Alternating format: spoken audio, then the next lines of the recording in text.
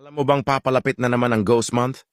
Ito yung panahon kung kailan puno ng mga negatibong enerhiya ang paligid at madalas matumalang negosyo at sunod-sunod ang malas. Sino ba naman ang gustong maging matumalang benta o makatagpo ng aksidente at away ngayong buwan? Kaya kung nararamdaman mong mabigat na ang enerhiya mo, kailangan mo ng pangharang. Ito ang Chongqui Feng Shui Metal Card.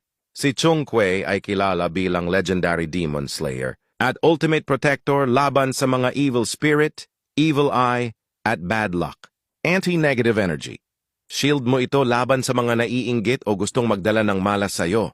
Business and wealth protection. Protection para hindi maging matumal ang benta at tuloy-tuloy ang pasok ng swerte. Kasyang-kasya sa wallet, bag, phone case, o pwede mo ring idikit sa main door o office desk mo. Bago mo gamitin, hawakan mo ito ng mag-isa at magdasal ng sarili mong intensyon o healing para sa'yo lang. Mag-flow ang proteksyon at swerte nito. At tandaan, huwag mong ipapahawak sa iba para di mawala ang energy.